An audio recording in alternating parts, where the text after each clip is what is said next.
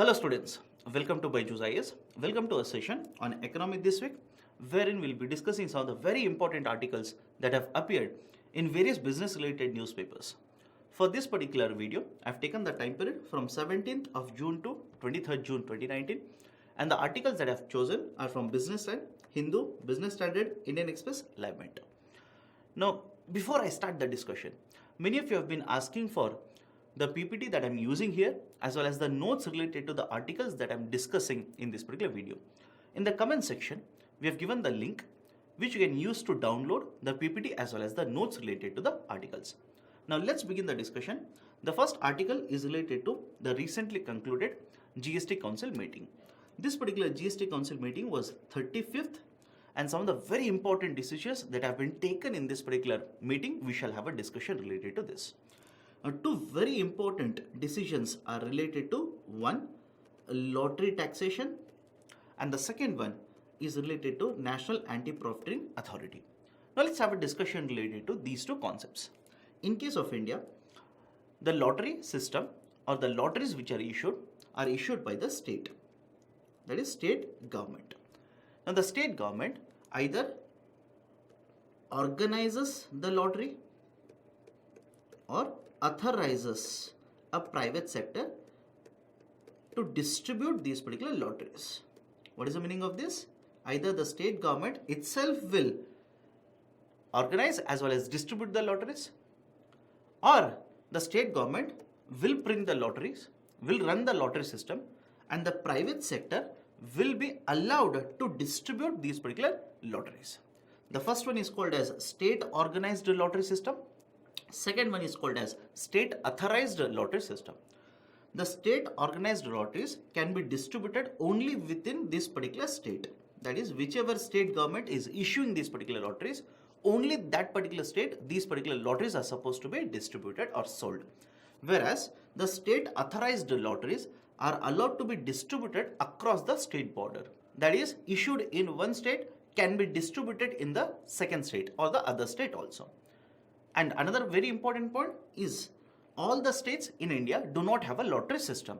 Only around 11 to 12 states have actually legalized or have continued the system of lottery, whereas other states have actually banned the lottery system in India. Now, before the introduction of GST, what kind of a taxation was applicable to these particular lotteries? Now, if let's say hypothetically, I've paid 100 rupees and purchased a lottery. Now, out of this particular 100 rupees, 3 divisions were made. One division went to the state government in the form of commission. Second division basically went to pay for the money price. And the third one was the distributor's earnings. Now, the commission that was earned by the distributor, on this particular commission, earlier we had a service tax. But with introduction of a GST, the lottery system was subsumed under the concept of a GST. And under GST, we have got two rates which were introduced in the 17th Gst Council to regulate the sale of lottery. If it is a state organized lottery, it would attract 12% GST. And if it was a state authorized lottery, it would attract 28% GST. I'll repeat the statement here. If it was a state organized lottery, 12% GST was imposed on it. And if it was a state authorized lottery, 28% GST was imposed on it. Now, some of the states are opposed to this kind of a dual GST taxation rate on lottery. Their logic is, under the Article 304 of Indian Constitution, the state government is allowed to impose a single rate of a tax or the same rate of a tax whether the good is produced within the state or has been imported into the state. In simple terms, doesn't matter whether the good has origin within the state or has been manufactured within the state or has been imported from the other state. The state government has every right to impose the same rate of a tax on this particular good. Now, the argument which has been put forward by some of the state governments is, when the consumers of the lottery are the same, why to have two different rate of a GST? or why to have two rates of a GST 12% as well as 28%. This has been one of the biggest concerns with respect to some of the states. Whereas another state such as Kerala is opposing this particular argument, and it says that we want to continue with the same structure whatever is there with respect to lottery taxation under GST.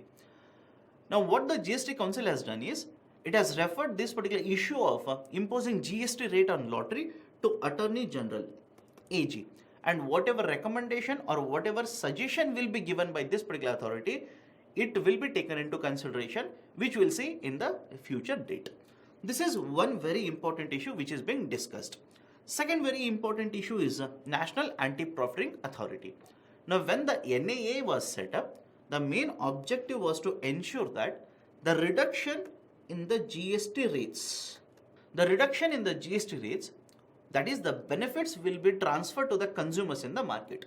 In simple terms, Government of India, in order to ensure that the companies will not profiteer from this particular rate reduction, set up this particular authority, National Anti-Profiting Authority. And the objective of NAA was to ensure that this particular rate reduction or the benefit will be transferred to the consumers. But more importantly, there was a sunset clause of 2 years. What do you mean by sunset clause? When the authority was set up, they basically stated that after end of 2 years, the authority will cease to exist, or authority will wind up its operations. This is basic concept of a sunset clause. So when the NAA was set up, it had a sunset clause of 2 years. Now in this year, it will be completing 2 years, and when it completes 2 years, it has to wind up its operation. Now the GST Council has basically given an extension of 2 more years for this particular authority. This particular decision has been criticized by many of the experts.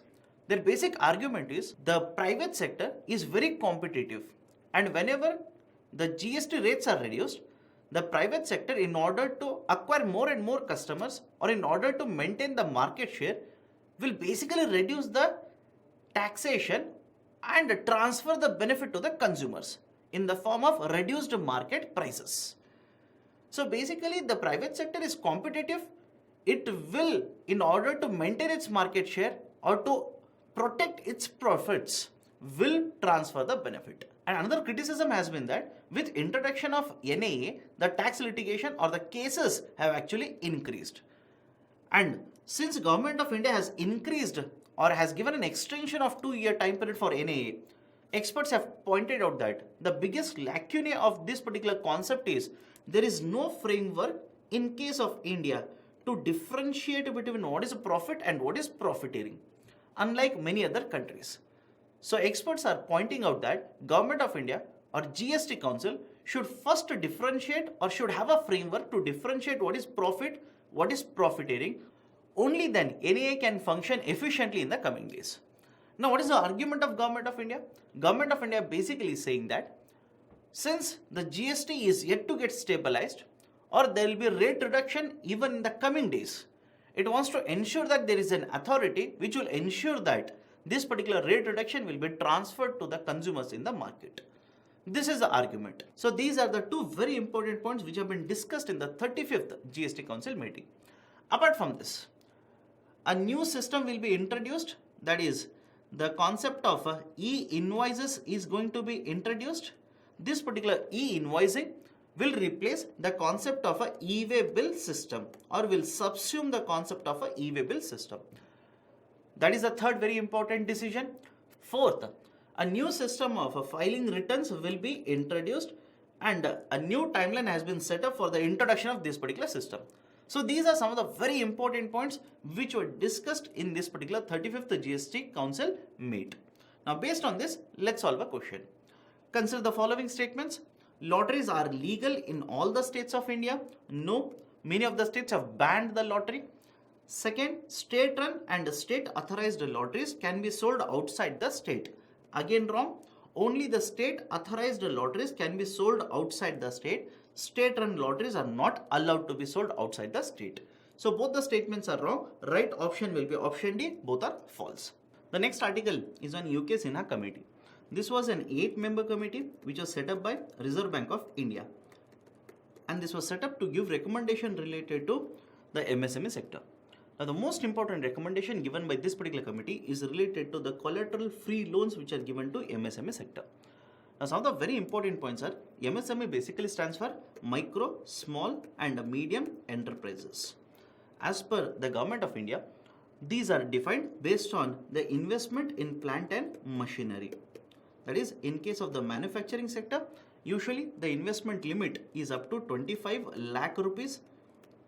In case of the micro, more than 25 up to 5 crore rupees. In case of the small, and up to 10 crores, more than 5 and up to 10 crores in case of the medium enterprises. Whereas in case of the services sector, these limits will come down to 10 lakh rupees, 2 crore rupees and 5 crore rupees. So you can see that the definition for MSME sector is different in case of the manufacturing as well as in case of the services sector as per the MSME Act. Now Government of India, that is basically Cabinet has cleared a proposal wherein this particular definition will change from the limits on plant and machinery to the turnover.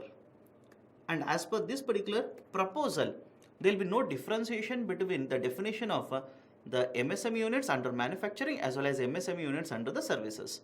A simple definition based on the turnover will be used to differentiate or classify the MSME sector. Now as per this particular proposal, if this particular unit earns a turnover up to 5 crore rupees, it will be classified as a micro enterprise. More than 5 crore up to 75 crore rupees, it will be small enterprise, and more than 75 up to 250 crore rupees, it will be classified as a medium enterprise. Now this is with respect to the definition of MSME sector. The importance of MSME sector is, one, it contributes to huge amount of employment generation in India. It contributes to GDP. That is, within this, it contributes to manufacturing GDP. And fourth, it contributes hugely to the exports. These are some of the very important points related to why the MSME sector is very important. Now, one of the issues why the MSME sector is suffering is because of the credit availability. Usually what happens is the MSME sector, the smaller entities or smaller enterprises which will have very less number of labor units, very less amount of investment, usually they do not maintain their credit records. In simple terms, they do not have their financial records. And since you do not have your financial records, it becomes very difficult for you to get access to the institutional credit. That is first. And second, usually banks feel that it is very risky to give loans to the units in the MSME sector. That is a precise reason, as per the RBI report, the credit growth in the MSME sector has taken a hit. Now, to overcome this particular issue of the credit in case of the MSME sector, this particular committee has given a recommendation to increase the collateral free loans which are given to MSME sector. Now, what is this particular concept of a collateral free loans?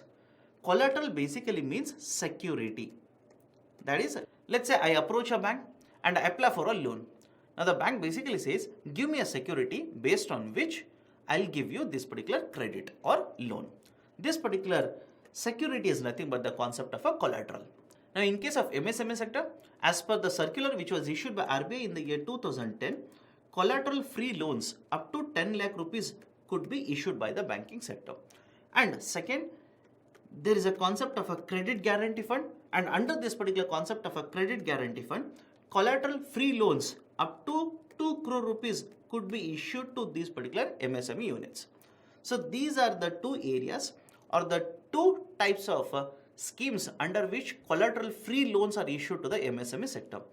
Now, apart from this, there is also Mudra Yojana, Pradhana Mantri Mudra Yojana, under which micro enterprises would get access to the loans. And within this particular Mudra Yojana, three types of loan products are issued: Shishu, Kishore and Tarun.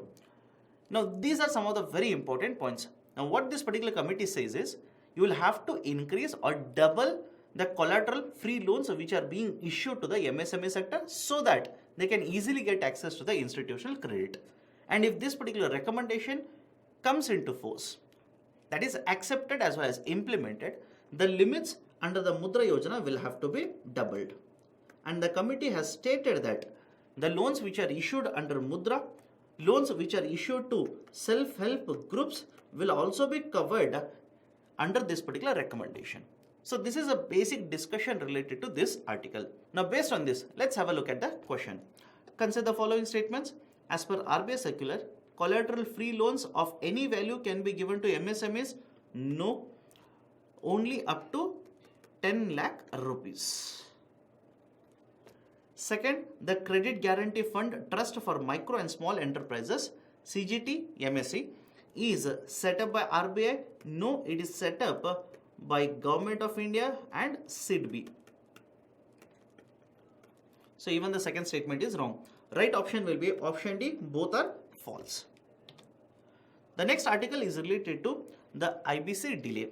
Now please understand, whenever a lender, in this case a bank, gives a loan to, let's say, a corporate or a company, and if the company is unable to repay the loan, the bank will drag this particular company to NCLT, that is basically to conduct the insolvency resolution process under the Insolvency and Bankruptcy Code. The bank will file a case against this particular borrower at NCLT. Now once the NCLT accepts the case, which we basically call this as admitting the case, the calculation of interest on the loan stops. Let me repeat the statement here. Once the bank files the case and the case is admitted, the calculation of interest on the loan which is given to this particular company is stopped. Now under IBC, the cases are supposed to be cleared within 270 days. In simple terms, the insolvency resolution process is supposed to be conducted within 180 days, failing which there is a provision of giving an extension of 90 days. So this is what is the IBC provision basically state. But in the recent times, it has been seen that the time period which is taken for providing the insolvency resolution, in many of the cases, it is much higher than 270 days. The example which has been given in this particular article is the 12 companies which were referred by RBI to undergo insolvency resolution process. This article basically states that despite being referred to the insolvency resolution process 2 years ago, only 3 companies' insolvency resolution process to a certain extent has been completed. And in case of the remaining 9, the insolvency resolution process is still going on. Now what is the issue? Issue is, as per this particular article, in 9 of these particular cases where there is a delay, in 9 of these particular cases, the interest which has been foregone by these particular creditors is more than 40,000 crore rupees. So this article basically mentions one of the flaws which is plaguing the implementation of the Insolvency and Bankruptcy Code. Now the question is, why there is a delay of more than 2 years in these particular cases and in many other cases? A simple reason is the differentiation which is present between financial creditors as well as the operational creditors under the Insolvency and Bankruptcy Code. Now please understand, the financial creditors are basically the loans which are given wherein the lenders such as banks will collect collateral. In simple terms, secured creditors, whereas the operational creditors usually do not collect any kind of a collateral. Now this particular difference becomes very important in terms of the committee of creditors and in terms of the priority waterfall. Now what is this particular concept of committee of creditors and the priority waterfall? Committee of creditors are formed in the insolvency resolution process, and these particular committee of creditors will consist of the financial creditors. And whenever the voting has to be done, only the financial creditors are given the voting right. Operational creditors are not allowed to vote during this particular process. Second, what is this concept of a priority waterfall? Now under the insolvency resolution process, let's say here is a bank which has given loan to a company X. Company has not repaid the loan. Bank will drag the company to NCLT. Now the insolvency resolution process has to be conducted. Now the committee of creditors will decide to sell this particular company X to a buyer Y in the market. And Y says, I will pay 100 crores to buy this particular company X. Now how this 100 crore has to be distributed will be given under the concept of the priority waterfall. As per the Insolvency and Bankruptcy Code, the financial creditors are given a higher claim or are given a precedence over the operational creditors. This has been one of the biggest frictional points between the financial creditors as well as the operational creditors. So whenever a resolution plan is approved, operational creditors will approach the judiciary. And when they approach the judiciary, there will be a stay on the implementation of this particular resolution plan, as a result of which this particular process gets delayed. The bankers will earn lesser interest because of this, or they will have to forego the interest earning because of this particular delay in the resolution plan. So this is the gist of the article. Now based on this, let's solve a question. Consider the following statements. Under IBC, the financial creditors are given preference over operational creditors. Yes, it's true.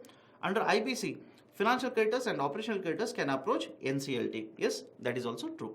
So both the statements are true. Right option will be option C. Both are true. The next article is on India-US trade. Now in the recent times, there has been a lot of discussion related to the trade disputes which are happening between India and US.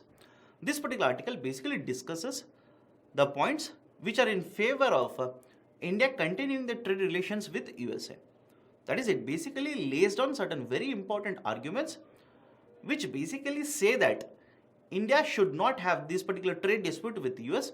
India should peacefully resolve these particular disputes because of these particular reasons. Now let's try and understand what is the importance of this particular article. Now, between USA and China, the total value of bilateral trade is more than $730 billion. And these are as per the recent estimates. And within this, China enjoys a huge trade surplus.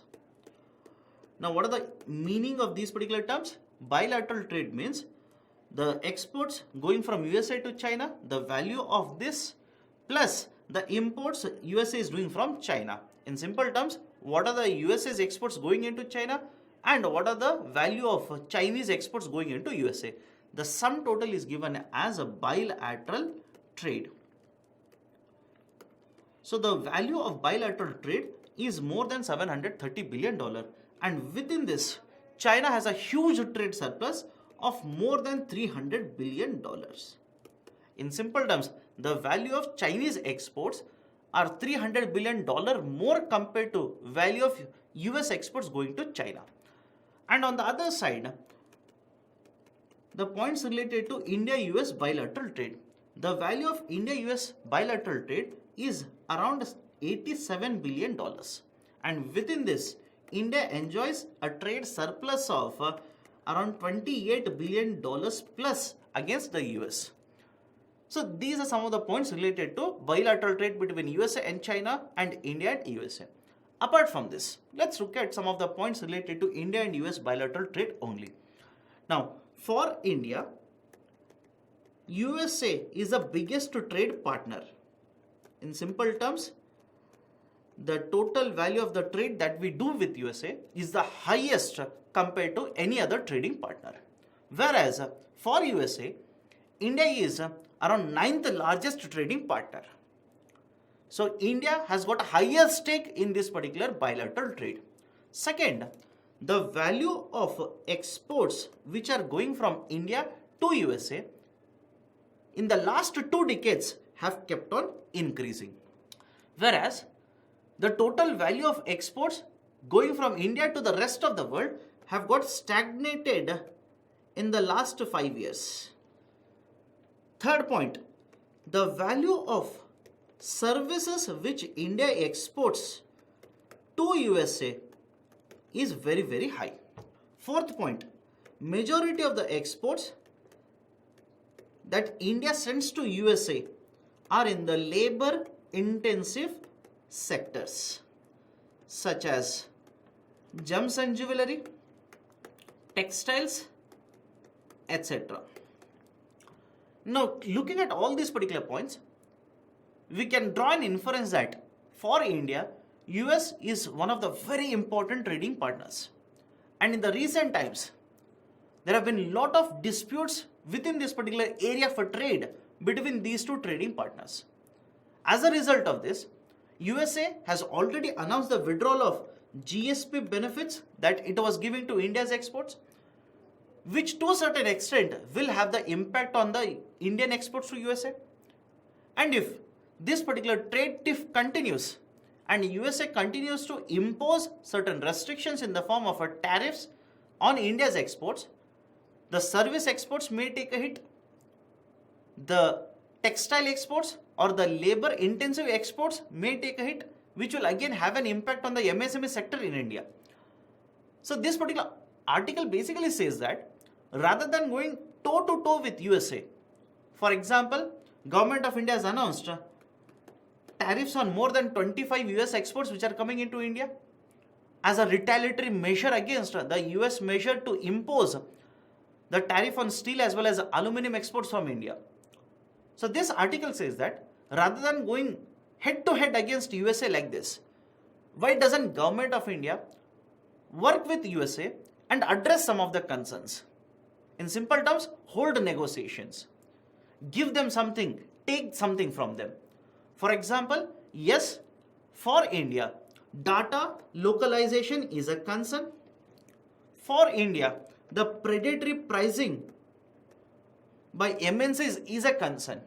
So why doesn't Government of India hold negotiations where certain relaxations will be provided to USA and India will also earn something from these particular trade negotiations? That is the gist of this particular article. The next article is related to Government of India redrafting the Code on Social Security. Please understand, in case of India, labor is a concurrent subject. In simple terms, it falls in the concurrent list. Hence, the central government can formulate the law as well as the state government. As a result of this, there are more than 140 plus labor laws in India. Many of these particular labor laws were formulated post-independence. Hence, these are very stringent in nature. Majority of them put restrictions on the functioning of the companies. As a result of this, there has been a lot of talk with respect to reforming the labor laws. And keeping this in mind, Government of India proposed to subsume more than 40 labor laws and form 4 labor codes. These particular labor codes are 1. Code on wages, Code on industrial relations, Code on social security and welfare, Code on occupational safety, health and working condition. Though this particular announcement was done many years ago, Government of India is yet to introduce or yet to implement any of these particular 4 codes into Act. Various issues related to these particular codes are many of the provisions are not acceptable to trade unions. Many of the provisions, the companies are not happy. Many of the provisions are not acceptable to opposition parties, so on and so forth. Because of these particular issues, Government of India very recently has said that it will be redrafting the Code on Social Security. And apart from this, the Code on Industrial Relations is also under scanner. So this is the gist of this particular article. So these are some of the very important articles for this particular time period. Some of you have been requesting the mains based questions on Indian economy. So for practice, I have given 2 questions in this particular video. One is on labor issue in India. Labor in India is supply driven rather than being demand driven. Discuss 250 words. GST is yet to become good and simple tax. Elaborate 250 words. So these are the 2 descriptive questions for your practice. Thank you. Have a good day.